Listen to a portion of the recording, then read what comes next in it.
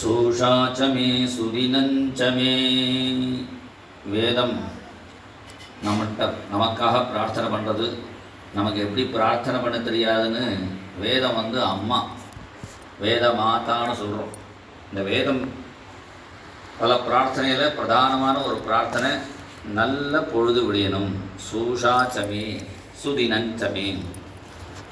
எது நல்ல பொழுதுன்னா, காலம்புற எழுந்து நம்ம குருநாதரையோ பகவானையோ பகவத் விஷயத்தை அனுபவித்து அது நல்ல பொழுது. காலம்பரை எழுந்து இப்போ பேப்பர்லாம் வேண்டாது தான் காட்டான், நியூஸ்லாம் நல்லதே காட்ட மாட்டேங்கிறான். எது நல்லதையே நம்ம பார்த்தா தான் உலகத்தில் நல்லது நடக்கும். இப்போ என்னடனா, வீட்டுக்கு வீடு, ஃப்ளாட்டுக்கு ஃப்ளாட்டு, அவள் கையில் மொபைலில் கோடியில் ஒருத்தருக்கு நல்லதை பார்க்குறாங்க தவிர பாக்கி பேர் வேண்டாது தான் பார்த்துட்டு இருக்கா. எப்போதுமே நல்ல சப்தம் வரணும். நல்ல சப்தத்தினால தான் நம்முடைய மனசு நன்னாகும். நான் சொல்கிறது பெரிய ப்ராசஸ் இது. இதை முன்னாடியே அந்த காலத்தில் ராஜாக்கள் பண்ணியிருந்தான். இப்போ யாருடைய மனசும் பாயிறது, நிற்க மாட்டேங்கிறது. ஒரு க்ஷணம் ஒருத்தரை உக்காத்தி வைக்கணுன்னா, இப்போ நீங்கள்லாம் கொஞ்சம் வயசானவாளாக இருக்கனால உட்காந்துருக்கு. இந்த காலத்து சின்ன பசங்களை உக்காத்தி வைக்கணும்னா உட்காத்தி வைக்க முடிய மாட்டேங்கிறது. அவளை உட்காந்து கையில் மொபைலை கொடுத்து உட்காத்தி வச்சா உட்காந்துன்னு பார்த்துட்டு இருப்பாளே தவிர, இருமுன்னா கை கட்டின்னு இப்படி உட்காரும் போனால் உங்களை மாதிரி இந்த காலத்து பசங்க உட்காருவாளாக தெரியல, பறக்கிறது. இப்போயே கூட எல்லோரும் ரீல்ஸு தான் நிறைய போடுறா, ஷார்ட் வீடியோன்னு. ஏன்னா 1 மணி நேரம், அரை மணி நேரம், 20 நிமிஷம், 10 நிமிஷம் வீடியோ கூட பார்க்க முடியல. ஒரு நிமிஷத்துக்குள்ளே ஷார்ட்டு போட்டான்னா நிறைய வியூஸ் போகும். ஏன் போடுறதுனா, அவ்வளோதான் அவளுக்கு அடங்கி ஒடுங்க பார்க்குறதுக்கு உள்ள மனசு இருக்குது. எவ்வளோ துர்பலம் பாருங்க மனசு. ஒரு நிமிஷத்துக்கு மேலே பார்க்குறதுக்கு முடியல. அதையும் கூட சில பேர் தள்ளிட்டு போகிறான். அந்த ஒரு நிமிஷத்தில் கூட அரை நிமிஷமாக பார்த்துன்னு போய்கிட்டு இருக்கேன். அப்படி பறக்கிறது மனசு. ஏண்டானா, ஆகாரம் சரியில்லை. நீ சாப்பிட்ற ஆகாரம்தான் மனசாக ஆகிறதுன்னு சாந்தோக்கிய உபநிடத்தில் சொல்கிறார். இப்போ ஆகாரம் சரியாகணும்னா என்ன பண்ணணும்னா, பூமி சுத்தமாக இருக்கணும். பூமி சுத்தமாகணும்னா என்ன பண்ணணும், பூமி காரணமான ஜலம் சுத்தமாக இருக்கணும். ஜலம் சுத்தமாகணும். இப்போ பூமியில் எங்கே பார்த்தாலும் குப்பை தான் ஜாஸ்தி இருக்கே தவிர, மரங்களை செடிகளை வச்சு எங்கே பார்த்தாலும் ஒரு வீடு கட்டுறான்னா, அந்த வீட்டில் ஒரு ஏசி ஓடினதுன்னா அந்த ஏசிக்கு பின்னாடி இருந்து பார்த்தா தான் தெரியும் எவ்வளோ ஹீட்டு காற்று அடிக்கிறதுன்னு. எல்லாரும் தப்பாக புரிஞ்சுட்டு இருக்கா. ஹீட்டாக இருக்குதுன்னு ஏசியை போட்டுக்கிறா. உண்மையிலே ஏன் ஹீட்டாகுது அதை யாரும் யோசிக்க மாட்டேங்கிறா. ஏசி போடுறதுனால தான் ஹீட்டே ஆகிறது. அப்போ ஒரு ஏசி வச்சான்னா மினிமம் 2 மரம் வைக்கணும். அப்போ தான் அந்த ஹீட்டினுடைய இதை தணிக்கும். இது கவர்மெண்ட்டு தான் பண்ணணும். ஏசி ஒரு வீட்டில் ஃப்ளாட்டு கட்டுறான்னா வீட்டை சுற்றி ஒரு மரமாவது வைக்கணும்னு அவள் ரூல் போட்டாத ஒழிய இந்த ஹீட்டு கம்மியாகாது. அப்போ ஹீட்டாக இருக்குன்னு ஏசி போட்டுக்கிறத தவிர ஹீட்டாகிறதே ஏசி போடுறதுனால தான். இந்த எப்படி இருக்குடான்னா, பாகவதத்தில் சொல்கிறார், சில பேர் தலைவலியாக இருக்குதுன்னு காபி குடிப்பா. காபி குடித்தா தலைவலி சரியாக போயிடும்னு. அது கொஞ்ச நாள் என்ன ஆகிடும்னா, காபி குடிக்கலைன்னா தலைவலி ஆகிடும். தலைவலி சரியாக போகிறதுன்னு காபி குடிக்க ஆரம்பித்து கடைசியில் காபி குடிக்கலைன்னா தலைவலின்னு ஆகிடும். விந்தேத பூயஸ் ததையேவ துக்கம் எதத்திர யுக்தம் பகவான் வதேன்னஹா சுகாய கர்மானி கரோதி லோகா. சுகத்துக்காக எந்த கர்மாவை பண்ணுறோமோ அதுலேருந்தே கஷ்டத்தை அனுபவிக்கிறோம் நம்ம அப்படின்னு பாகவதம் சொல்கிறது. சொல்ல வந்த விஷயத்தை சொல்கிறேன். அப்போ என்னடா, பூமி சுத்தமாக இருக்கணும். அதுக்கு நிறைய செடி கொடி மரங்கள், அதில் நல்ல மரங்கள். அவளுக்கு நட்சத்திரம் இருக்கே, அந்தந்த நட்சத்திர மரத்தை வச்சா கூட போகிறோம். ஒரு வீட்டில் கொஞ்சம் பூமி சமாதானமாக ஆகும். இருக்கிற மலையெல்லாம் உடச்சிட்டு மரங்கள்லாம் வெட்டி ஃபர்னிச்சரை பண்ணிவிட்டு கடைசியில் என்னடனா ரொம்ப ஹீட்டாக இருக்குன்னு சொல்லிகிட்டு இருக்கோம். அதுதான் பூமி முதல்ல சுத்தமாக்கணும். பூமி சுத்தமாகிறதுக்கு ஜலம் சுத்தமாக இருக்கணும். எங்கே நதி போனாலும் எல்லா நதியும் இப்போ சாக்கடையாக தான் ஓடுறது. கங்கை முதற்கொண்டு நான் பத்ரிநாத் வரையும் போகிறேன். எங்கே போனாலும் அங்கங்கே பத்ரிநாத் எல்லா இடத்துலையும் இந்த தங்கறதுக்குன்னு கட்டுறாளே, அதனுடைய அழுக்கு ஜலம் முழுக்க கங்கையில் தான் விடுறா. இப்படி எங்கே பார்த்தாலும் கங்காதி நதிகள் முதற்கொண்டு சாக்கடையாக ஓடுற மாதிரி ஆக்கிட்டு இருக்கோம். ஜலம் சுத்தமாக இல்லை. அதுக்கு மேலே அக்னி, எங்கே பார்த்தாலும் நல்ல அக்னியே இல்லை. நல்ல புகையே இல்லை. வீட்டுக்கு வீடு கணபதி ஹோமம் எல்லாம் பண்ணிட்டு இருந்தா. கேரளாவில் கணபதி ஹோமம் வீட்டுக்கு வீடு பண்ணுவாள். அது முக்கியமாக ஆடி மாதம் பண்ணுவாள். இப்போ எங்கே போனாலும் இப்போ ஹோமமே நடக்கிறதில்ல. இப்போ வீடு கட்டும்பொழுதே புகை வரக்கூடாதுன்னு பாம்பேயில் சட்டம் போட்டுறா. எங்கள் ஆற்றுல கணபதி ஹோமம் பண்ணுறதா இருந்தால் பாம்பேயில் அதுக்குன்னு ஒன்று இருக்குது, அலாரம் அடிக்கும். அவன்கிட்ட அந்த வாட்ச்மேன்ட்ட தனியாக பைசா கொடுத்து அதை ஆஃப் பண்ண சொல்லணும். அப்போ தான் ஒரு கணபதி ஹோமமே பண்ணுற மாதிரி இருக்குது. அப்படி இல்லாமல் வீட்டுக்கு வீடு நல்ல புகையாக வரணும். இப்போ எங்கே போனாலும் அவள் கையில் பிடிக்கிற புகையும், அப்புறம் குப்பை எரிக்கிற புகையும், ஃபேக்ட்ரி புகை, இந்த புகை தான் அதிகமாக இருக்கே தவிர நல்ல புகையே இல்லை. அக்னி சுத்தமாக இல்லை. எல்லாத்தையும் சுத்தமுடைய அக்னியினுடைய புகையே இப்போ சுத்தமாக இல்லை. அப்புறம் அக்னி சுத்தமாகணும்னா அதுக்கு காற்று சுத்தமாகணும். காற்று இப்போ நல்ல ஜலம்னு பாட்டிலில் வாங்கி நம்ம குடிச்சுட்டு இருக்கோம். நல்ல ஜலம் நினச்சின்னு குடிச்சுட்டு இருக்கோம். அது என்ன ஜலம்னு பகவானுக்கு தான் வெளிச்சம். ஏன்னா ஒரு ஜலத்தை பாட்டிலில் பிடிச்சி வச்சா ஒரு 10 நாள் ஆகிடுச்சுன்னா அதில் கிருமி வரணும். கிருமியே வராத அளவுக்கு ஒரு மாதமாக அந்த பாட்டில் இருக்குன்னா என்ன அர்த்தம்னா அதில் எங்கேயோ சேர்க்கறான்னு அர்த்தம். ஏதாவது கெமிக்கலை சேர்க்கறான்னு அர்த்தம். அந்த கெமிக்கலை சேர்த்த ஜலத்தை நல்ல ஜலம் நம்ம குடிச்சுட்டு இருக்கோம். வேதம் என்ன சொல்கிறதுனா உத்ருதாபிரத்பிகி பரிபூதாபிகி காரியம் பிரகுருவீதன்னு வேதம் சொல்கிறது. பூமியிலேருந்து ஜலம் கிடைச்சாதான் சுத்தமான ஜலம்னு சொல்லியிருக்கு. இப்போ எங்கேருந்து பூமியிலேருந்து ஜலம் கிடைக்கிறது? கீழேருந்து ஜலம் வருது, டேங்க்லேருந்து ஜலம் வருது. அதை தான் சுத்தன்னு பிடிச்சிட்டு இருக்கோம் நம்ம. அப்போ என்னடா நான் இப்போ சொல்ல வந்த விஷயம், இப்போ அக்னி ஜலம் இப்போ வாங்கி குடிக்கிற மாதிரி கொஞ்ச நாளில் காற்று ஒரு பாக்கெட்டில் அடைச்சி கொடுப்பான். அவள் மூக்கில் வச்சுன்னு போங்க, நல்லா காற்று கிடைக்கும். அப்படி காற்று மோசமாக இருக்குது. காற்றுக்கு காரணம் என்னடன்னா ஆகாசம். ஆகாசம் முதல்ல சுத்தமாகணும். இது நான் பெரிய ப்ராசஸ். ஆகாசம் சுத்தமானாதான் இந்த பூமி சுத்தமாகி பூமியில் விளையக்கூடிய சாப்பாடு சுத்தமாக கிடச்சி நமக்கு அந்த சாப்பாடை சாப்பிட்ற நமக்கு நல்ல மனசு வரும். இப்போ ஆகாசம் சுத்தமாகிறதுக்கு என்ன வழின்னா அதுக்கு தான் வேத பாராயணம். அங்கங்கே அந்த காலத்தில் ராஜாக்கள் கிராமத்தில் வேதம் கோவிலை கட்டி ஒவ்வொரு கிராமத்தையும் சிவன் கோவில், பிரம்மா கோவில்னு அங்கே வேத பாராயணம் நடக்கும். ஒவ்வொரு கிராமத்துலேயும் ஒரு பஜனை மட்டம்னு இருக்கும். அங்கே யாராவது பாகவதரை பஜனை பண்ணுவார். இந்த வேத சப்தம், இந்த பஜனை சப்தம் கோவிலில் அது மாதிரி ஓதுவார் வரலாம் உண்டு. தமிழ் திராவிட வேதம் அதெல்லாம் இந்த வேத சப்தங்கள் போனால் தான் ஆகாசம் சுத்தமாகி, காற்று சுத்தமாகி, நெருப்பு சுத்தமாகி, நீர் சுத்தமாகி, நிலம் சுத்தமாகி, அந்த நிலத்தில் வடையக்கூடிய சாப்பாடை சாப்பிட்டு நம்ம மனசு சுத்தமாகி அப்புறம் தான் மனசில் நிம்மதியாக உட்காந்து கதை கேட்க முடியும். பாக்கி எது வேணால் காசு கொடுத்து வாங்கிடலாம். இந்த நிம்மதி மாத்திரம் காசு கொடுத்து வாங்க முடியாது. எங்கள் வீட்டில் நிம்மதியே இல்லை சார், 2 கிலோ நிம்மதி கிடைக்குமான்னு கடைக்காரன்ட்ட கேட்டால் எனக்கே இல்லை, நீங்கள் உங்கள் யார்ட்டையா கேட்டு வாங்கி தாங்கோம்மா. அது காசு கொடுத்து வாங்க முடியாது. அதுக்கு என்ன பண்ணணும்னா இது மாதிரி சத்சங்கத்தில் வந்தால் தான் கிடைக்கும். அதுதான் வேதமே பிரார்த்தனை பண்ணுறது. பத்ரங்கர்ணேபிः ஸ்ருணுயாம தேவாः பத்ரம் பஸ்யேமாக்ஷபிர்யஜத்ராः ஸ்திரைரங்கைஸ்துஷ்டுவாகும்சஸ்தனூபிः வ்யசேம தேவஹிதம் யதாயுः. வேதம் சொல்கிறது பத்ரங்கர்ணேபிः ஸ்ருணுயாம. கர்ணைகி சொல்லணும். இங்கே பகுவச்சனத்தில் சொல்ல இருக்கிறது 2 காது தான், பல காதுகளால் கேட்கணுங்கிறார் கர்ணேபிகின்னு.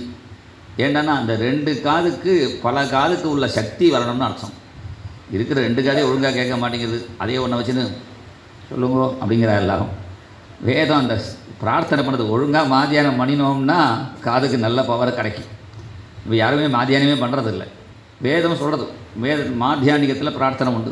பஸ்யேம சரதஸ்ததம் ஜீவேம சரதஸ்தம் நந்தாம சரதஸ்தம் சிருணவாம சரதஸ்ததம் பிரார்த்தனை பண்ணுறது.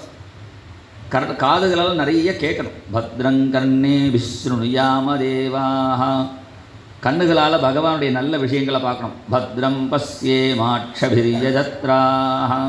இப்போ யாருமே கோவிலுக்கு இது மாதிரிக்கெல்லாம் போகிறது இல்லைன்னு இந்த சுவாமி பார்த்தா யாரும் கோவிலுக்கு வரமாட்டேங்கிறா.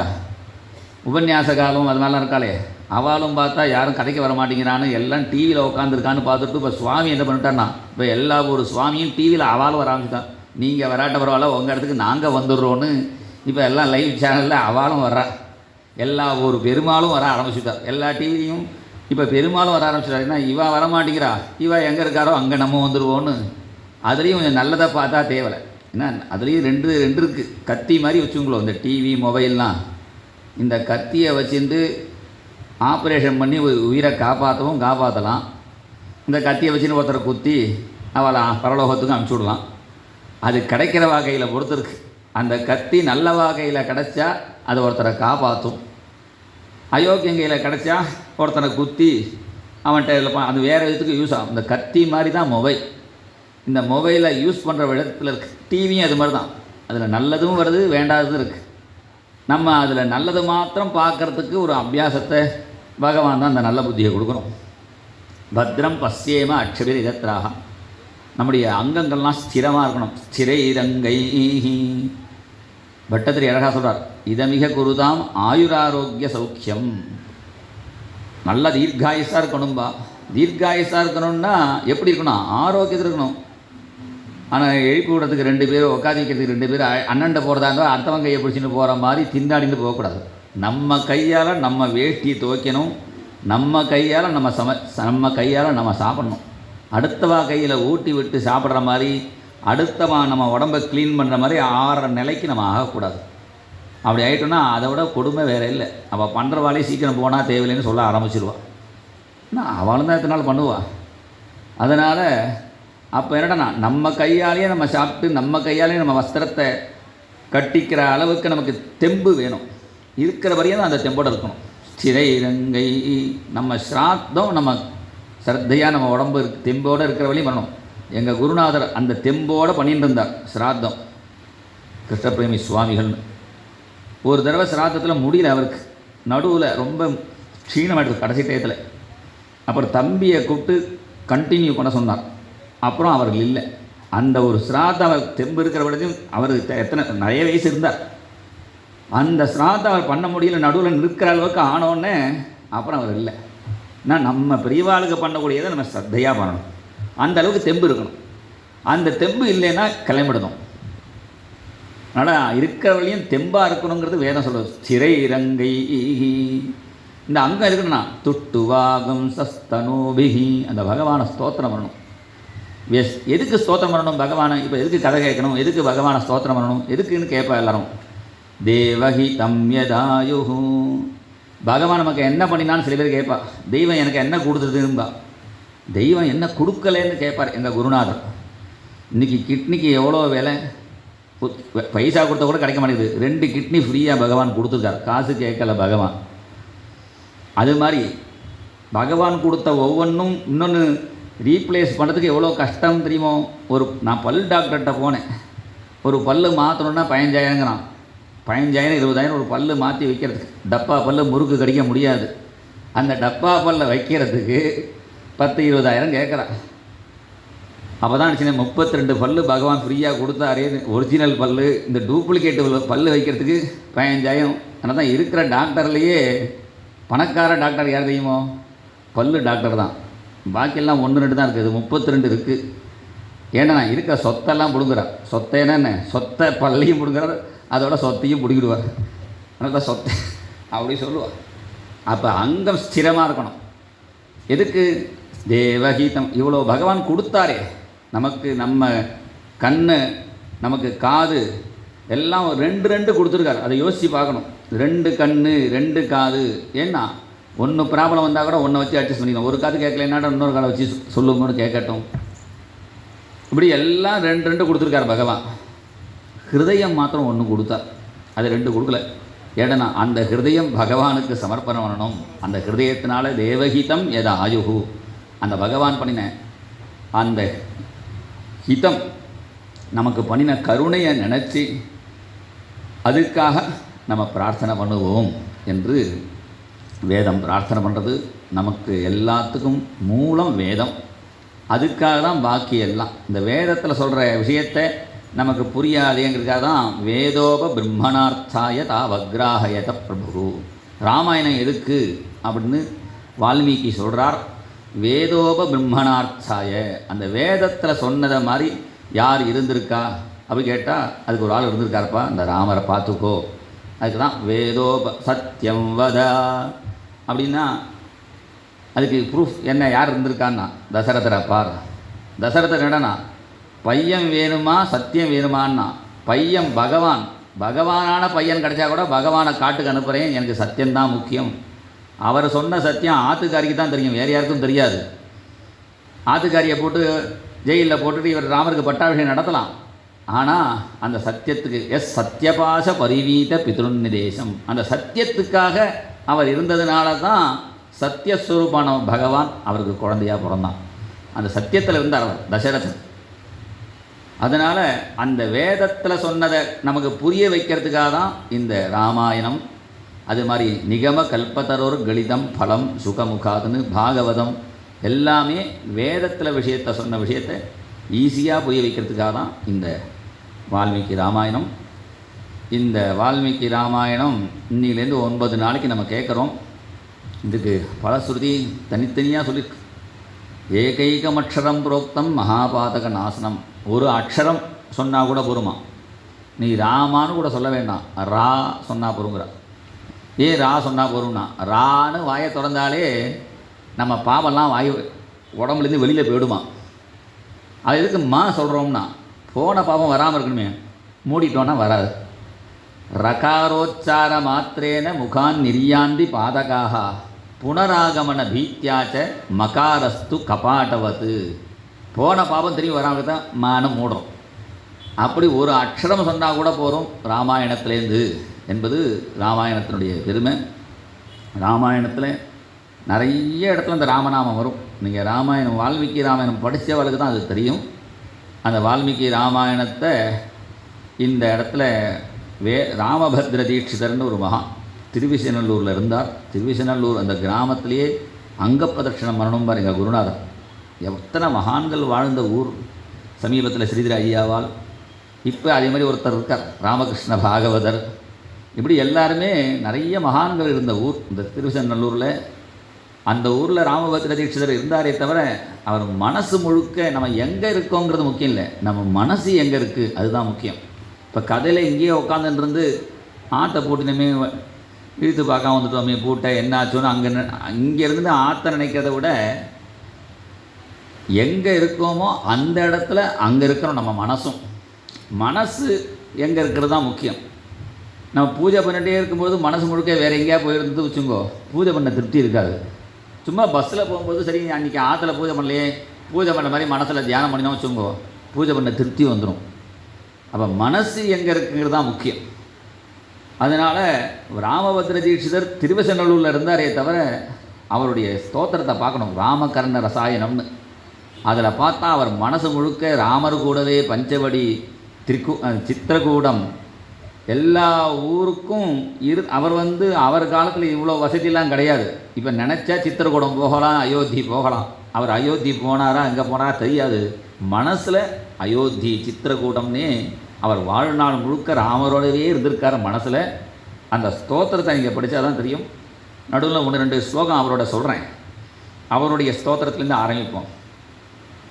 வேதாந்த விப்ரமவனே விஹித பிரச்சாரः காகுஸ்தவம்சமவதீர்ய கதாபி கேலன் வால்மீகி வாங்நிகரவாகுரயா கிரஹீதः கிருத்பஞ்சரம் விசதி கஸ்சிதயம் சுகோமி. யாராவது ஒருத்தர் வாட்சு கையில் கொடுத்தா தேவை. நான் சொல்லிகிட்டே இருந்தேன்னா எனக்கு டைம் தெரியாது. நான் சொல்ல ராத்திரி 12 மணிலையும் சொல்லுவேன், ஆனால் அவாளுக்கு காரியம் இருக்குது. வேதாந்த விப்ரமவனே விஹித பிரச்சாரः. வேதாந்த விப்ரமவனே விஹித இந்த ஸ்லோகம் ராமபத்ர தீட்சிதருடையது. அதில் என்ன சொல்கிறாருன்னா, இந்த ராமரை ஒரு சுகா, ராமரே ஒரு பச்சைக்கிளி. ராமருடைய கலர் என்ன தெரியுமோ, சஸ்யஸ்யாமல சுந்தரம் தவ வபுஹு சித்தே சதா ராஜதாம். சஸ்யஸ்யாமல சுந்தரம் அப்படிங்கிறார். அந்த வயல்வெளியில் போனீங்கன்னா அந்த பச்சையாக அந்த நாற்று விட்டு அப்படி கிளம்பியிருக்கும் பாருங்கோ, அதை பார்த்து எழுதுங்கோ, அந்த கலர் தான் ராமர். எனக்கு நிறைய ராமர் ஞாபகம் வந்ததே இருக்குது. இருந்தாலும் சொல்கிறேன், பிரசங்கனால அதுதான் அர்த்தம். பிரசங்கம்னு சொல்கிறேன், என்ன அர்த்தம், மனசில் என்ன தோன்றதோ அதை விடாமல் அப்படியே சொல்கிறது தான் பிரசங்கன்னே பேர்.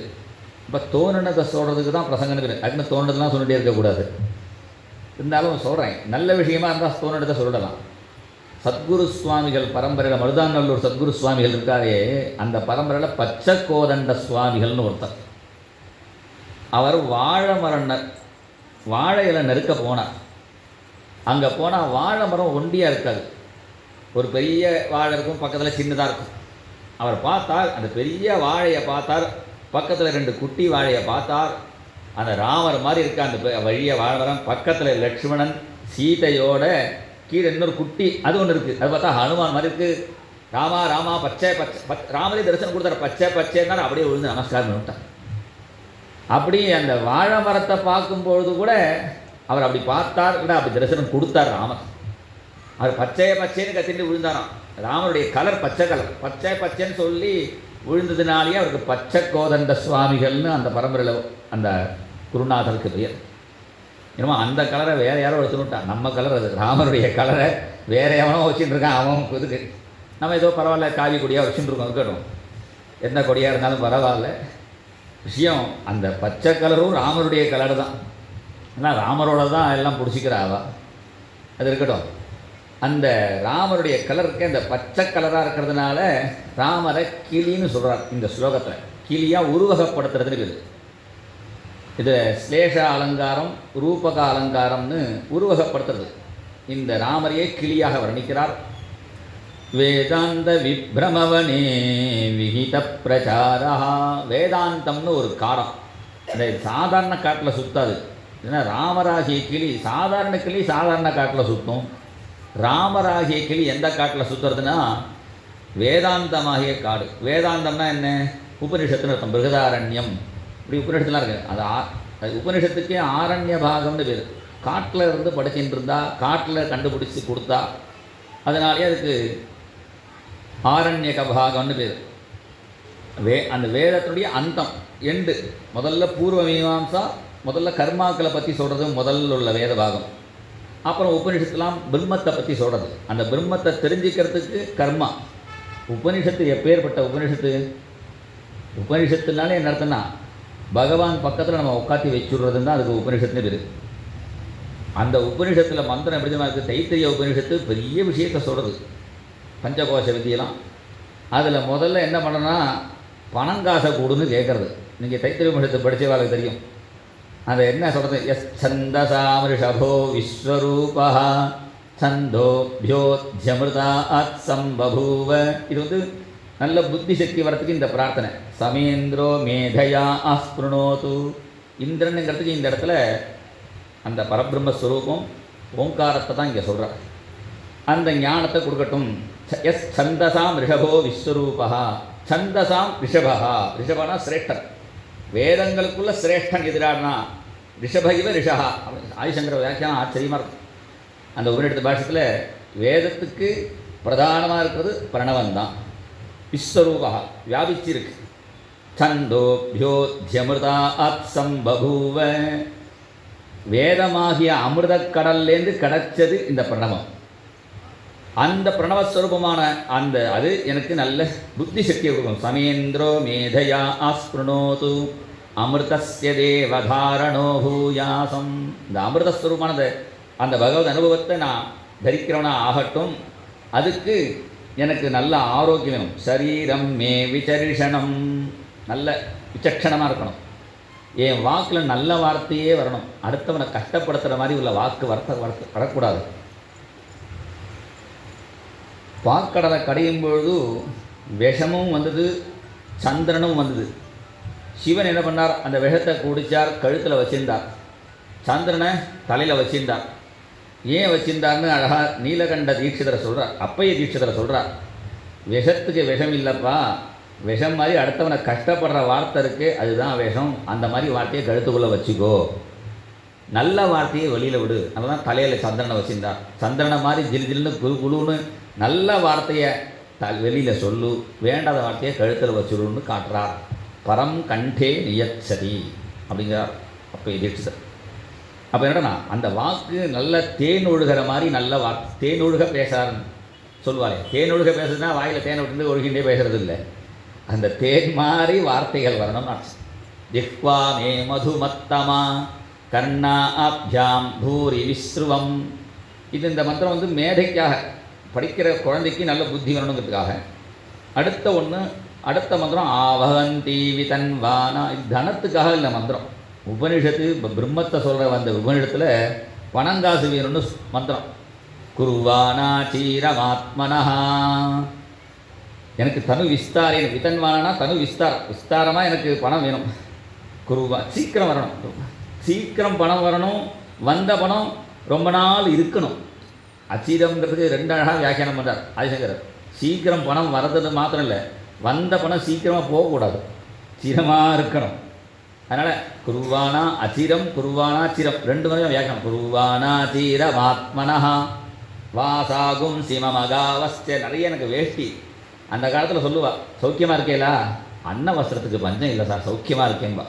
இது 2 தான் கட்டிக்கிறதுக்கு வஸ்திரம், சாப்பிட்றதுக்கு அந்த அன்ன வஸ்திரத்துக்கு பஞ்சம் இல்லை.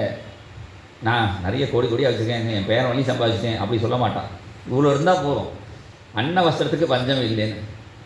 வாசாகும் சிமமகாவஸ்ச அன்னபானேச்ச சர்வதா ததோ மே ஸ்ரீயமாவஹ லோமசாம் ததோ மே ஸ்ரீயமாவஹ. அதுக்கு அழகாக வியாக்கியானம் பண்ணினான். அப்புறம் எனக்கு பணத்தை கொடு. அப்புறம்னா எதுக்கப்புறம்? நல்ல புத்தி சக்தி மேதை வரணும். சமேந்திரம் மேதையா சொன்னது தானே முதல் மந்திரம். முன்னாடி நல்ல புத்தி வந்தவருக்கு பணம் இருந்தால் தான் அது நல்ல வழியில் ஒழுங்காக செலவு பண்ணுவான்.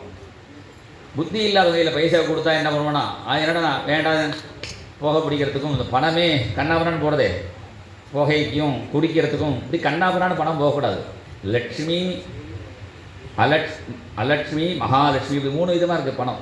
மகாலட்சுமின்னு பணம் இருக்குது, அந்த பணம் தான் இது மாதிரி ராமநவமி நடத்துறதுக்கு பைசா கொடுக்கறதுக்கும், வேத பாராயணம் பண்ணுற காலத்தில் அதுக்கும், அன்னதானத்துக்கு கொடுக்குறா, கும்பாபிஷேகத்துக்கு கொடுக்குறா, இது மாதிரி பணம் இருக்கே, இதுக்கெல்லாம் மகாலட்சுமின்னு பெயர். நம்ம ஆற்றுல உப்பு புளி வாங்குகிறோமே அதுக்கு லட்சுமின்னு பெயர். இன்னொன்றும் அலட்சுமின்னு பெயர். அது வெறும்னா புகை பிடிக்கிறதுக்கும் குடிக்கிறதுக்கும் சீட்டாடுறதுக்கும் இந்த அஸ்வமேத யாகம் குதிரை ரேஸுக்கெல்லாம் போராட செய்து அது அஸ்வமேத யாகம் சொல்லுவார். அனந்தநாமதீஸ்வரர் இருக்காரே, பயணத்தை சம்பாதிச்சு கடத்தில் அஸ்வமேத யாகத்தில் கொண்டு விட்டுருவாங்க. அஸ்வமேத யாகம் தான் நம்ம அஸ்வமேதன்னு நினச்சிக்கூடாது. அவர் வந்து நல்லதாகவே சொல்லுவார், எதையுமே தப்பாக சொல்ல மாட்டார். அந்த குதிரை ரேஸ்னு அந்த காலத்தில் நடந்துருக்கு, அங்கே கொண்டு விட்டுடுவாங்கிறதுக்கு அப்படி சொல்லுவார் அவர். இது மாதிரி கண்ணாபுரான சூதாட்டத்திலலாம் போகாமல் நல்ல புத்தி வந்த பிறகு ததோமே ஸ்ரீயமாவக லோமசாம் பசுபி சகஸ்வாஹா. இந்த மந்திரத்தை வியாக்கியானம் பண்ணி முடிக்கும் பொழுது அங்கே வியாக்கியானத்தில் அழகாக சங்கராச்சாரியர் என்ன சொல்கிறாருன்னா, அழகாக சொல்கிறார், இது உபனிஷத்து விஷயம், இது பிரம்மத்தை தெரிஞ்சுக்கிற விஷயத்தில் போய் எதுக்கு பணத்தை கொண்டான்னு கேட்குறான்னா, பணம் இருந்தால் தான் நீ சத்கர்மா பண்ண முடியும். சத்கர்மா பண்ணினாதான் உன்னுடைய வாசனைகள் துரித சங்கல்ப சமயம் மம பார்த்த சமஸ்த துரிதக்ஷயத்வாரா. அது சொல்கிறார், சமஸ்த துரிதக்ஷயம், உன்னுடைய துரிதக்ஷயங்கள்லாம் போன பிறகு தான் நீ பிரம்மத்தை அனுபவிக்க முடியும். அதுக்காக தான் பணம், அதுக்காக தான் வேதம் பணத்தை கொண்டான்னு. என்ன உபனிடத்து வந்து பிரம்மத்தை சொல்கிற உபனிடத்தில் போய் பணத்தை கொண்டான்னு ஏன் கேட்குறாருன்னா, அந்த பணத்தினால நல்ல கர்மாவை பண்ணி அதனால் மனசு சுத்தமாகி அப்புறம் தான் உனக்கு பிரம்மா சுத்தே மனசி கோவிந்தா ஸ்வயமேவ பிரகாசத்தேன்னு அந்த அனுபவம் உனக்கு கிடைக்குன்னு சொல்ல வந்த விஷயம். அந்த ராமராகிய பச்சைக்கிளி, அந்த வேதாந்த விபிரமணி, அந்த வேதாந்தமாகிய காட்டில் சுத்துறார் ராமராகிய கிளி. வேதாந்த விப்ரமவனே விஹித பிரச்சாரா காகுத்ஸ்தவம்சமவதீய கதாபி கேலன்னு. கிளி பறக்கும்போது பிடிக்க முடியாது, அது எங்கேயாவது உக்காந்தாதான் பிடிக்கலாம். இந்த கிளி ராமராகிய பச்சைக்கிளி பரபிரம்மம், அந்த கிளி எங்கே உக்காந்ததுன்னா காகுத்ஸ்த வம்சத்தில் வந்து உக்காந்தது தான். காகுத்ஸ்த வம்சம்னா, வம்சங்கிறதுக்கு சமஸ்கிருதத்தில் 2 அர்த்தம். வம்சம்னா மூங்கில்னு அர்த்தம், அதனால தான் வம்சின்னு சொல்கிறோம். புல்லாம்பொருளுக்கு மூங்கில்லேருந்து வருதுனால தான் அதுக்கு வம்சின்னு பேர். வம்சம்னா மூங்கில்னு அர்த்தம். வம்சம்னா நீங்கள் யாருடைய வம்சம்னு கேட்குறோமே அந்த பரம்பரை, அதுக்கு வம்சம்னு பேர். ஸ்லேஷாலங்காரம். காகுத்ஸ்த வம்சம், காகுத்ஸ்த வம்சம்ங்கிற ஒரு வம்சத்தில் வந்து ஒரு மூங்கில் வந்து உக்காந்துது. ஸ்லேஷாலங்காரம் ஒரே வார்த்தைக்கு 2 அர்த்தம், அதுக்கு தான் ஸ்லேஷன்னு பேர். ஒருத்தருக்கு கையில் அடிபட்டுடுது. கேட்டார், எப்படி அடிபட்டதுன்னு கேட்டார். உங்கள் ஊர் என்னன்னு கேட்டார். ரெண்டுத்துக்கும் ஒரே வார்த்தையில் சொல்லிட்டார், செங்கல்பட்டுன்னார். என் ஊரும் செங்கல்பட்டு, கை அடிபட்டதும் செங்கல்பட்டுன்னு. அதுதான் ஸ்லேஷாலங்காரன்னு பேர். ஒரு வயசான அப்பா அவர் முடியல, அவருக்கு வாயில் பாலை கொடுத்தா ஒரு பொண்ணு. அந்த காலத்தில் தமிழில் அப்படி கொடுக்க மாட்டார், ஒரு துணியில் இப்படி முக்கி புழிஞ்சி வாயில் விட்டா. அவர் முகத்தை சுழிச்சார். ஏன்பா பால் கசக்கிறதான்னு கேட்டார். அதுக்கு பொண்ணு அப்பா சொன்னார், பொண்ணை பார்த்து, நீ கொடுத்த பாலும் கசக்கலை, நீ எந்த துணியில் புழிஞ்சு கொடுத்தலையோ அதுவும் கசக்கலைன்னா. பாலும் கசக்கலை, துணியும் கசக்கலைன்னா. இது மாதிரி சொல்கிறதுக்கு இதுக்கு ஸ்லேஷாலங்காரன்னு பேர். காகுத்ஸ்த வம்சம், காகுத்ஸ்த வம்சம், காகுத்ஸ்த வம்சமாகிய ஒரு மூங்கிலில் வந்து இந்த ராமராகிய பச்சைக்கிளி உட்கார. அவதீரிய கதாபி கேலன்னு வால்மீகி வாங்நிகர வாகுரயா கீதா. இந்த ராமபத்ர தீட்சிதருக்கு கிளி பிடிக்கணும்னு ஆசை வந்து கொடுத்து. கிளி பிடிக்கணுன்னா அதுக்கு என்ன வேணும்? வாகுரா, வலை போட்டு தான் பிடிக்க முடியும். இவர்கிட்ட தீட்சிதர்கிட்ட ஏது வலை? அதனால் வால்மீகின்னு ஒரு வேடன்ட்ட போய் ஒரு வலை வாங்கினாராம். அந்த வால்மீகியாகிய வேடன்ட்ட என்ன வலை இருந்ததுன்னா ராமாயணமாகிய ஒரு வலையாம். வால்மீகி ராமாயணமாகிய வலையை வாங்கி இந்த ராமராகிய பச்சைக்கிளி அந்த காகுஸ்த வம்சத்தில் மூங்கிலில் உட்காரும்பொழுது பிடிச்சார். அந்த வால்மீகி ராமாயணமாகிய வலையை போட்டு, வலைன்னா வலையில் வந்து பெரிய பெரிய முடிச்சா இருக்கும், சின்ன சின்ன முடிச்சா இருக்குமே, அது மாதிரி காண்டம் காண்டம், சர்க்கம் சர்க்கம், ஸ்லோகம் ஸ்லோகம் அப்படி முடிச்சு போட்டு பண்ணின வலையாம். வாங்நிகர வாகுரியா, வாக்குமயமாகிய ஒரு வலை.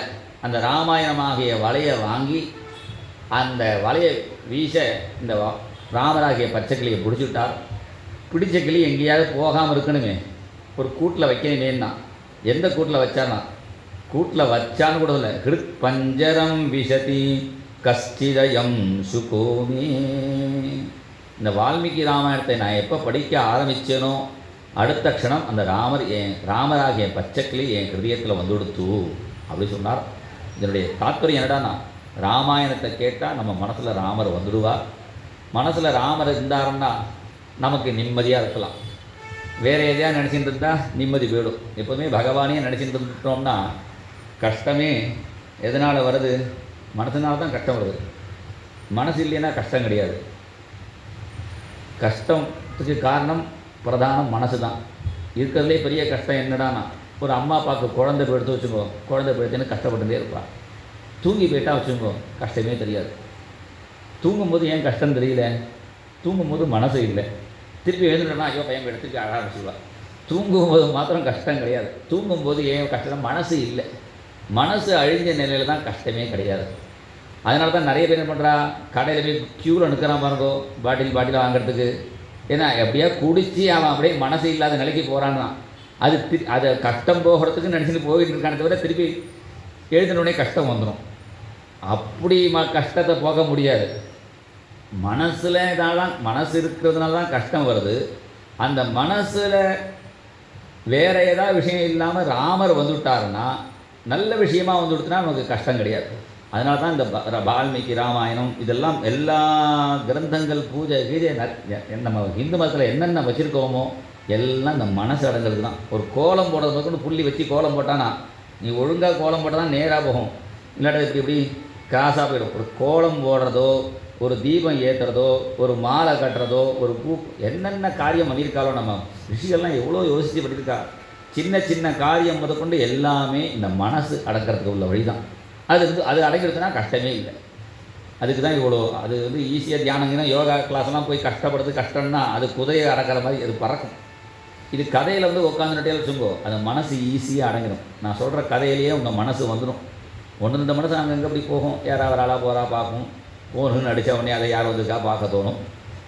அது இப்படி போக முக்கால்வாசி நம்முடைய எண்ணங்கள் ஈஸியாக பகவான்கிட்ட அனுப்புறதுக்கு உள்ள வழி தான் இந்த ராமாயண கதாசிரவணம். தபஸ்வாத்யாய நிரதம் தபஸ்வி வாக்விதாம்பரம் நாரதம் பரிபப்ரச்ச வால்மீகிர்முனி புங்கவம். தபஸ்வாத்யாய நிரதம். எங்கள் குருநாதர் இந்த ஒரு ஸ்லோகத்துக்கு 4 மணி நேரம் பிரவச்சனம் பண்ணுவார். நான் மொத்தமே 2 மணி நேரம் தான் சொல்ல போகிறேன். இதில் இந்த ஒரு ஸ்லோகத்துக்கே அவரை சொல்லுவாள்.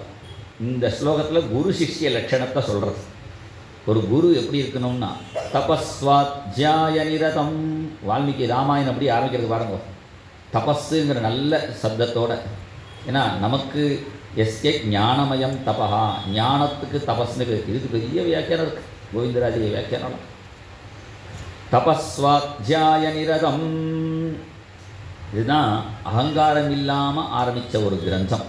நம்முடைய எல்லா கஷ்டத்துக்கும் காரணம் நம்முடைய அகங்காரம் தான். நான் தான் அப்படின்னு நினச்சிட்டு இருக்கோமே, நான் இல்லைன்னா ஒன்றும் நடக்காது சார், எல்லாம் நான் தான் எல்லாம் பார்த்துட்டு இருக்கேன்னு நம்ம நினச்சிட்டு இருப்போம். நம்ம போனாலும் அண்ணா காரியம் நடந்தான். அப்போ அகம்னு இல்லாமல் இந்த கிரந்தம் ஆரம்பிப்பாங்க. கிரந்தம் எழுதுறது யார்? வால்மீகி. வால்மீகி என்ன சொல்லணும்? நான் ஆசிரமத்தில் இருந்தேன், எங்கள் ஆசிரமத்துக்கு நாரதர் வந்தார், நாரதர்கிட்ட நான் கேள்வி கேட்டேன். அப்படி தானே நான் கதை எழுதுவா. இந்த இடத்துல சொல்கிறது வால்மீகி என்ன சொல்கிறாருன்னா, தபஸ்வி ஒருத்தர் வந்து நாரதர்கிட்ட கேள்வி கேட்டார். யார் தபஸ்வின்னு சொல்லவே இல்லை, நான் தான் கேள்வி கேட்டேன்னு சொல்ல. ஒருத்தர் தபஸ், அதனால் 3rd பர்சனாக நினைக்கிறார். நான் கேட்டேன் சொல்லாமல் வால்மீகி நாரதரை பார்த்து கேள்வி கேட்டார். சொல்கிறது யார்? வால்மீகி தான். நான் தான் கேட்டேன்னு சொல்ல மாட்டாரோ? அப்போ என்னடா, அகங்காரம் இல்லாமல் ஆரம்பித்தார். அந்த அகங்காரத்தில் தானே கஷ்டப்படுறோம். அகங்காரம் இல்லாமல் இருக்கிறதுக்கு இதை படிச்சுட்டோம்னா அந்த அகங்காரம் எல்லாம் நீங்கி நமக்கு அந்த கஷ்டம் இல்லாமல் ஜீவிக்கிறதுக்குள்ள வழியை காட்டுறார். தபஸ்வாத்யாய நிரதம். தபஸ்னால் நாம் பண்ணுறது, ஸ்வாத்தியாயம் அடுத்த வாழ்க்கை சொல்லித்தருது. ஸ்வாத்தியாய பிரவச்சனாபியாம் ந பிரமதித்தவ்யம், அதில் நிஷ்டையாக இருக்கணும் ஒரு குரு. வாக்வீதாம்பரம், நல்ல வாக்கு வன்மையாக, வாக்கு அடுத்த வாழ்க்கை தன்னுடைய அனுபவத்தை சொல்கிற அளவுக்கு நல்ல சக்தி உள்ளவராக இருக்கணும். முனி புங்கவம், எப்பொழுதும் தியானம் பண்ணுறவராக இருக்கணும் குரு. அப்பேற்பட்ட குரு யாருன்னா நாரதர். நாரதம் பரிபப்ரச்ச வால்மீகி, அந்த வால்மீகி நாரதரை பார்த்து கேள்வி கேட்டார்னு இந்த முதல் ஸ்லோகம். இந்த வால்மீகி சரித்திரம் பல புராணத்தில் இருக்குது. ஸ்காந்த புராணம், அது மாதிரி பாத்ம புராணம். அதை சுருக்கமாக யார் கிரந்த கர்த்தாவோ அவரை பற்றி தெரிஞ்சுட்டு அப்புறம் அந்த கிரந்தத்துக்குள்ளே போவோம். இந்த வால்மீகி யாருடான்னா வருணனுடைய புத்திரரான். அந்த வால்மீகி யாருடானா பிருகு மகரிஷியினுடைய அவதாரம். பிருகு வந்து பிரம்மபுத்திர தான்.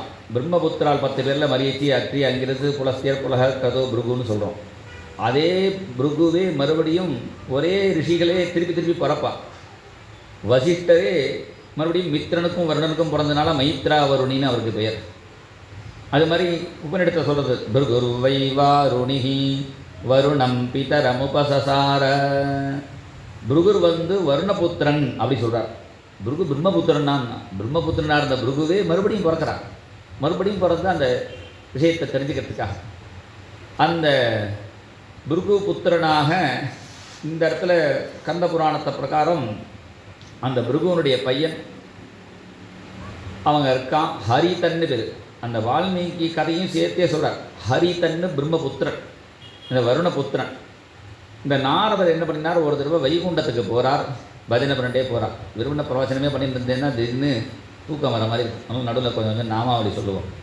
நாராயண நாராயண ஜெய் ஜெய் கோவிந்த ஹரே நாராயண. எல்லோரும் முழிச்சுட்டு இருக்கேலாம் தெரியல. கொஞ்சம் சவுண்டாக சொன்னீங்கன்னா எனக்கு ஒரு நிம்மதியாக இருக்கும். எல்லாம் நீங்களாம் முழிச்சுட்டு கதை கேட்குறீங்கன்னு. நாராயண நாராயண ஜெய் ஜெய் கோவிந்த ஹரே.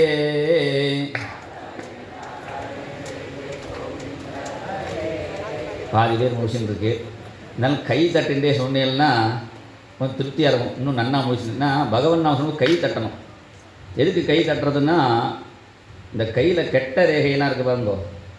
இந்த ஆயுஷ் ரேகை கம்மியாக இருக்கும், தன ரேகை கம்மியாக இருக்கும், படிப்பு ரேகை கம்மியாக இருக்கும். இந்த கம்மியாக இருக்கிற ரேகையெல்லாம், கெட்ட ரேகையெல்லாம் இந்த பகவான் நான் சொல்லி கை தட்டணும் வச்சுங்கோ. ஆயுஷ் ரேகை கம்மியாக இருந்தால் எக்ஸ்பிரஸ் ஹைவே மாதிரி ஆகிடும். அது நன்னா தன ரேகை நல்லா ஸ்ட்ராங்காக ஆகும். அது பகவான் நாம சொல்லிட்டு கை தட்டுறதுடைய குணம் என்னடான்னா, அந்த கெட்ட ரேகையெல்லாம் நல்ல ரேகையாக ஆகிடும். எப்படி ஒரு மரத்தடியில் கை தட்டினா பட்சிகள் பறக்கிறதோ, அதே மாதிரி கை தட்டிட்டு பகவான் நாம சொன்னோம்னா நம்ம பாவங்கள்லாம் பறந்துடும். பறந்து எங்கே போகும்னா கை தட்டாத வாழ்கிட்ட போயிடும். நல்லா ஜாக்கிரதையாக இருங்கோ. அடுத்த பாவத்தை வாங்கிக்காம எல்லாருமே கை தட்டிட்டு பகவன் நாமம் சொல்லுங்க. அது பகவன் நாமம் சொல்லி கை தட்டணும். வெறும்னா ஹாப்பி பர்த்டே இப்படின்னு சொல்லிட்டு கை தட்டினாலும் ஒன்றும் பிரயோஜனம் கிடையாது. பகவன் நாமம் சொல்லிட்டே கை தட்டணும். நாராயண நாராயண ஜெய் ஜெய் கோவிந்த ஹரே,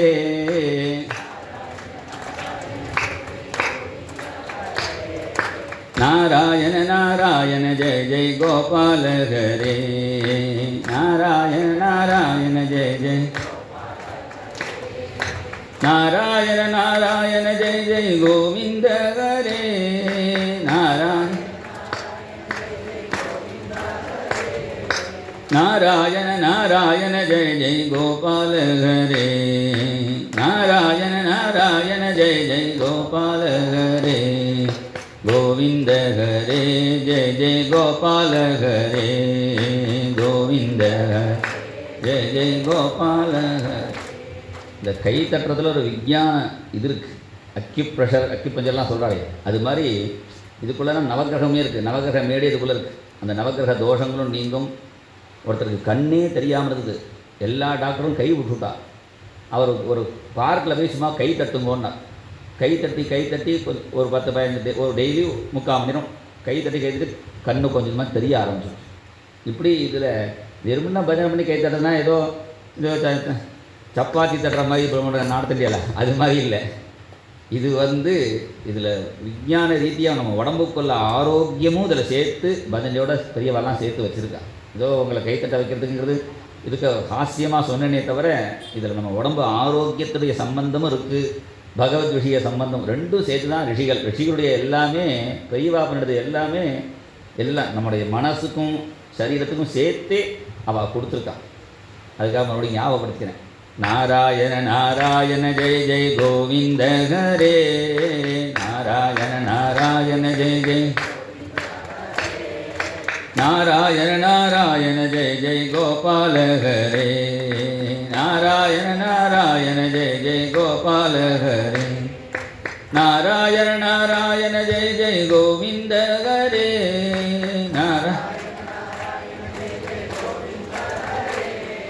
நாராயண நாராயண ஜெய் ஜெய் கோபால ஹரே, நாராயண நாராயண ஜெய் ஜெய் கோபால ஹரே, கோவிந்த ஹரே ஜெய் ஜெய் கோபால ஹரே, கோவிந்த ஹரே ஜெய் ஜெய் கோபால ஹரே, கோவிந்த ஹரே ஜெய் ஜெய் கோபால ஹரே, கோவிந்த ஹரே,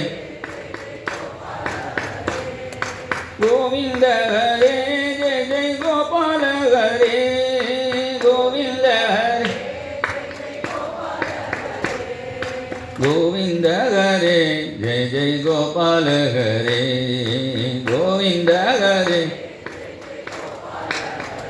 ஜெய் ஜெய் கோபால ஹரே, ஜெய் ஜெய் ஹரே. பஜனை பண்ணிட்டே நாரதர் வைகுண்டத்துக்கு போனார். அப்போ பகவான் மகாலட்சுமியோட பேசின்னு இருக்கா.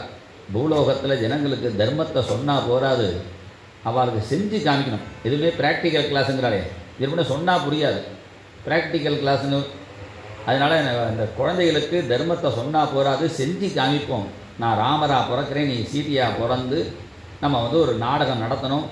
நாடகத்துக்கு அவாவா ட்ரூப்பு வந்தால் தான் சரியாக இருக்கும். சில பேர் வேறு நடிகர்லாம் இப்போ கச்சேரி பண்ண போகிறவாள்லாம் அவாலையும் மிருதங்கம் ஹார்மோனிலாம். ஏன்னா அந்தந்த பஜனைக்காராளுக்கு அந்த குரூப் வந்தால் தான் சரியாக இருக்கும். இல்லை எங்கள் ஊரில் நல்ல மிருதங்கிஸ்ட் இருக்கா, அவரை வச்சுக்கோன்னா அவாளுக்குன்னா அவள் குரூப் வந்தால் தான் அது கரெக்டாக மேட்ச் ஆகும். சில பேர் நினச்சிப்பா, ஏன்னா எங்கள் ஊர் மிருதங்க செய்கிறான்னா அது அவள் எந்த இடத்துல என்ன பண்ணுவாங்கன்னு அந்த குரூப்புக்காரர்களுக்கு தான் தெரியும். அது மாதிரி பகவான் என்ன பண்ணால் வைகுண்டத்துலேருந்தே நாடக குரூப்பையும் அழிச்சு வந்தார். ஜெய விஜயன் வாசலில் 2 பேர் இருந்தார். அவனையே ராவணன் கும்பகரனா வர சொல்லி எல்லாம் பிளான் பண்ணிட்டு நம்ம பூலோகத்தில் ஒரு ராமாவதாரம் நாடகம் போடணும். அதை பற்றி ரிகல்சல்னு சொல்லுவாளே, ஒரு நாடகம் போடுறதுக்கு முன்னாடி என்னென்ன பேசணுமோ பேசி வச்சுப்பான். அது மாதிரி ரிகல்சல் மாதிரி அங்கே வைகுண்டத்தில் நடக்கிறது. அப்போ நாரதர் வந்துவிட்டார். இந்த நாரதர்கிட்ட பகவான் இது மாதிரி நான் ஒரு அவதாரம் பண்ண போகிறேன்னு சொன்ன உடனே இந்த நாரதருக்கு ஒரு நல்ல குணம். ஏன்னா ஒரு நல்ல விஷயம் தெரிஞ்சால் உடனே 4 பேர்கிட்ட சொல்லுவாள். நம்ம என்ன இருக்கோம், கெட்ட விஷயத்தை சொல்கிறவால நாரதர் சொல்கிறோம், அவர் நாரதர் மாதிரியும் அப்படின்னா என்ன அர்த்தம்னா வேண்டாத சொல்கிறவாருன்னு வச்சுருக்கோம். நல்ல விஷயத்தை 4 பேர்கிட்ட சொல்கிறவர் தான் நாரதர். அவர் என்ன பண்ணார், அந்த ராமாயண விஷயம் தெரிஞ்ச உடனே அவர் போய் வருணன்ட்ட சொல்லலான்னு வருணன்ட்ட சொன்னார்.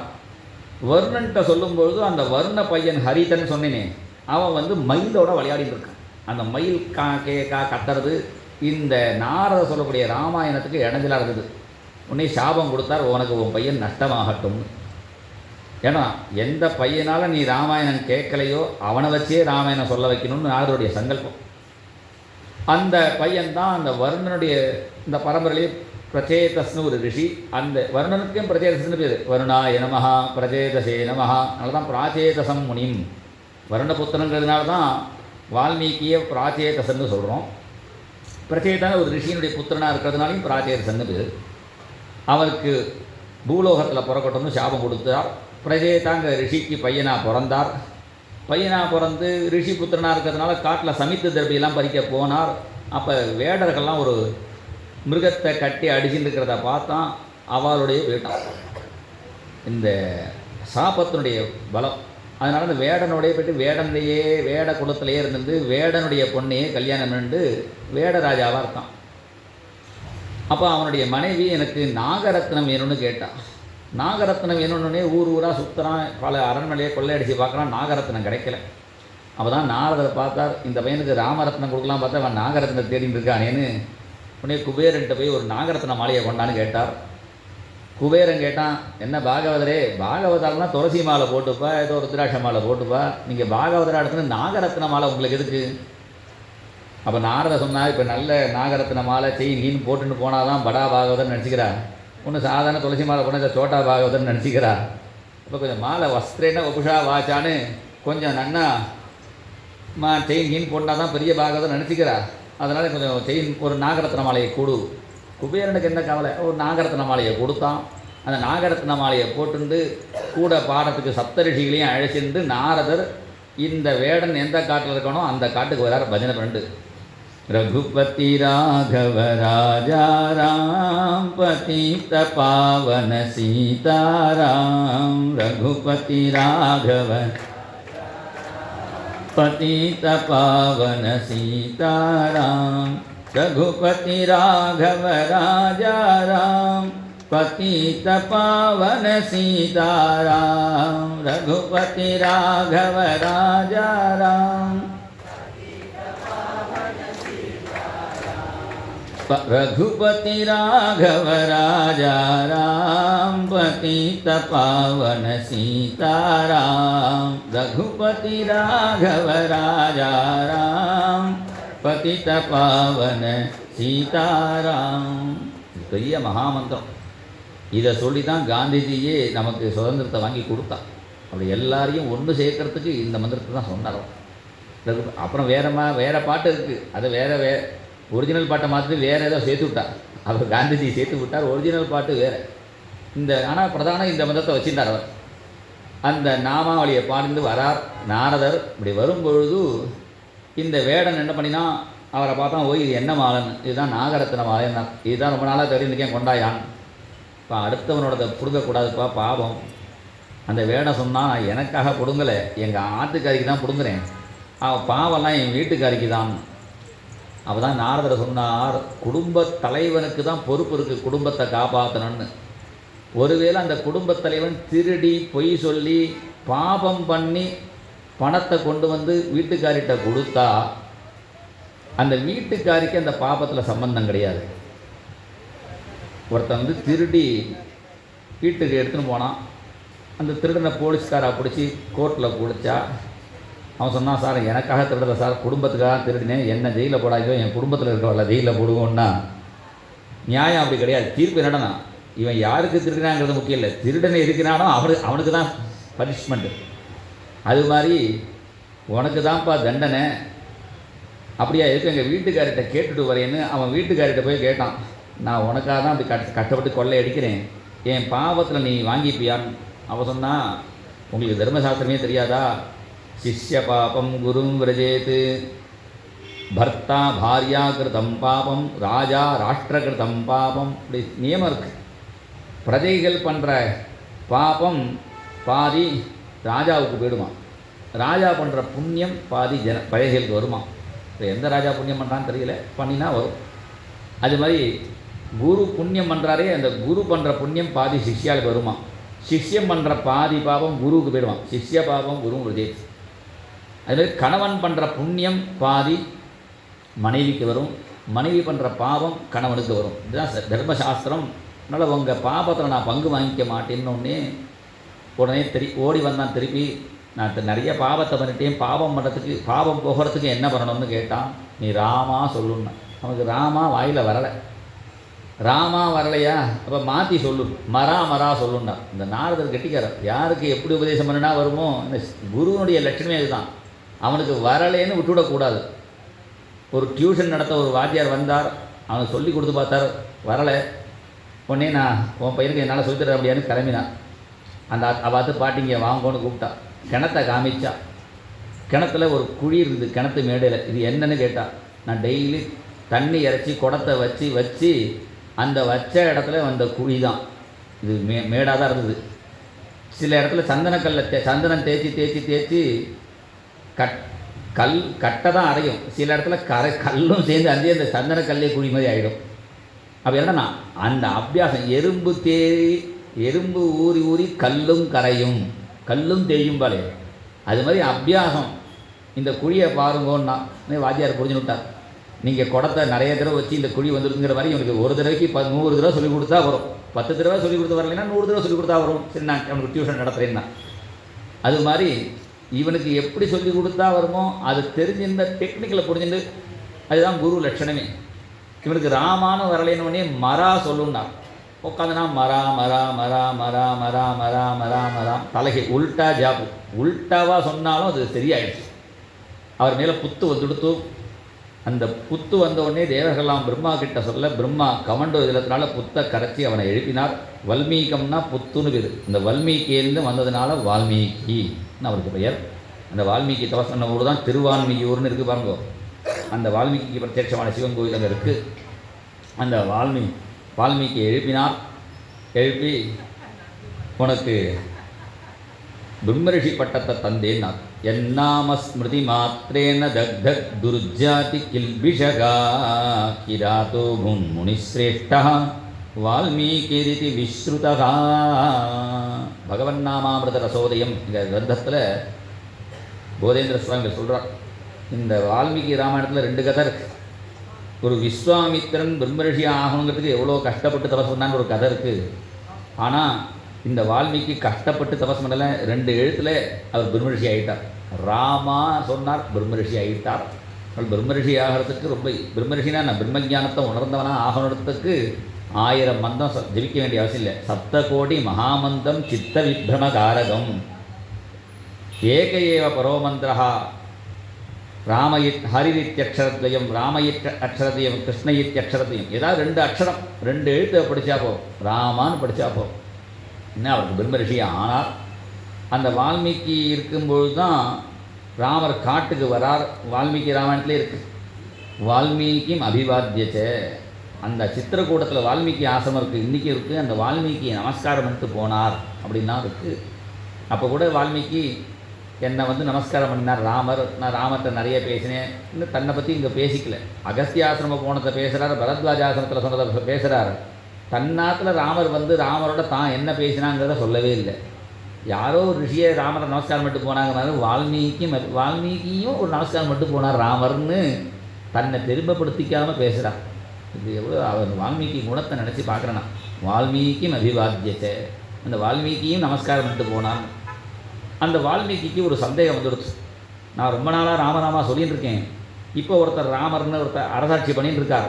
நான் சொல்கிற ராமநாமத்துக்கு இவர் தான் அர்த்தமா இல்லாட்ட வேற ஒரு ராமர் இருக்காரான சந்தேகம். அந்த சந்தேகப்படும்போது தான் குரு நாரதர் வரா. இப்போ நமக்கு ஏதாவது சந்தேகம் வரும்பொழுது குரு கிட்ட போனோம்னா அந்த குரு சந்நிதியிலேயே சந்தேகம் தீண்டுதும். அப்படியும் தீரலைன்னா நம்ம கேட்டோம்னா விளக்கி சொல்லுவார் குருநாத்.